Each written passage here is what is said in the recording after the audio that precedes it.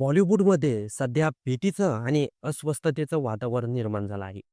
कारण गेल्या काही महिन्यापासून सातत्याने बॉलिवूडशी संबंधित प्रसिद्ध व्यक्तींच्या घरावर गोळीबार, धमक्या, हल्ल्याच्या घटना समोर येत आहे.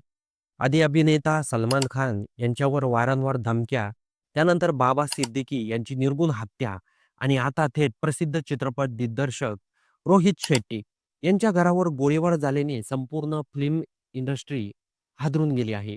1 फेब्रुवारीच्या मध्यरात्री मुंबईतील जुहू परिसरात असलेल्या रोहित शेट्टी यांच्या शेट्टी टॉवर या निवासस्थानी अज्ञात व्यक्तींनी गोळीबार केला. सुरुवातीला हा प्रकार केवळ धमकावण्याचा प्रयत्न असावा, असं मानलं जात होतं. मात्र काही तासातच सोशल मीडियावर व्हायरल झालेल्या एका पोस्टमुळे या प्रकरणाला अतिशय गंभीर वळण मिळालं आहे. या गोळीबाराच्या जबाबदारी थेट कुख्यात लॉरेन्स बिश्नोई गँगशी संबंधित शुभम लोणकर, आरजू बिश्नोई यांनी स्वीकारल्याचा दावा करण्यात आला आहे. सोशल मीडियावर करण्यात आलेल्या या पोस्टमध्ये केवळ रोहित शेट्टी यांनाच नाही, तर संपूर्ण बॉलिवूड इंडस्ट्रीला थेट धमकी देण्यात आली आहे. हा फक्त ट्रेलर आहे. ऐकलं नाही तर पुढची गोळी घराबाहेर नाही, तर बेडरूममध्ये झाडली जाईल, असा थेट इशारा या पोस्टमध्ये देण्यात आला आहे. ही भाषा किती गंभीर आहे, भयंकर आहे, यातून स्पष्ट होतं. तपासात समोर आलेल्या माहितीनुसार हा हल्ला अचानक घडलेला नसून याचा कट तब्बल 4 महिन्यापूर्वीच रचण्यात आला होता.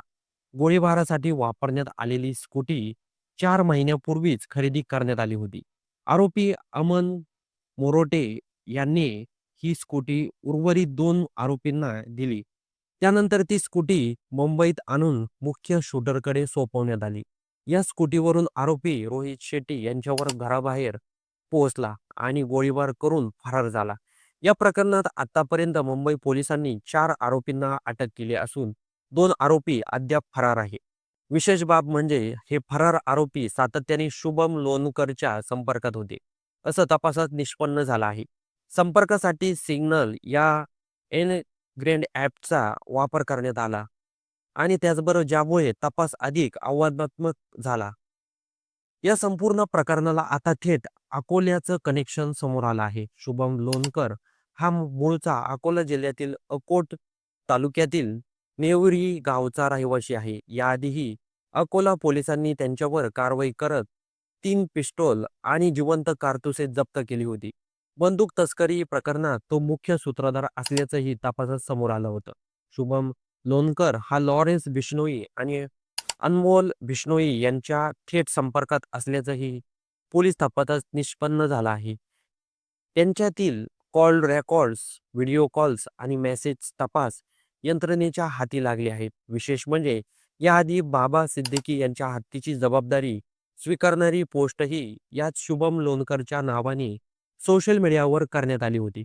आता मुंबई गुन्हे शाखा थेट लॉरेन्स बिश्नोईचा जबाब नोंदवण्याच्या तयारीत आहे. गुन्हे शाखेचे अधिकारी गुजरातमधील साबरमती जेलमध्ये जाऊन लॉरेन्स बिश्नोईची चौकशी करण्याची शक्यता आहे. मात्र काही कायदेशीर अडचणीमुळे त्यांची पोलीस कोठडी मिळवणं सध्या कठीण जात आहे. त्यामुळे कोर्टाच्या परवानगीनुसारच चौकशी केली जाणार आहे. या संपूर्ण घटनेमुळे एक प्रश्न पुन्हा ऐरणीवर आला आहे. मुंबईत अंडरवर्ल्डची दहशत पुन्हा वाढते का? बॉलिवूडचा खुलेआम धमक्या देणं, सोशल मीडियावर जबाबदारी स्वीकारणं आणि गुन्ह्याचा क्लेरिफिकेशन करणं हे अत्यंत चिंताजनक आहे. आज रोहित शेट्टी, उद्या कोण? असा प्रश्न संपूर्ण फिल्म इंडस्ट्रीला पडला आहे.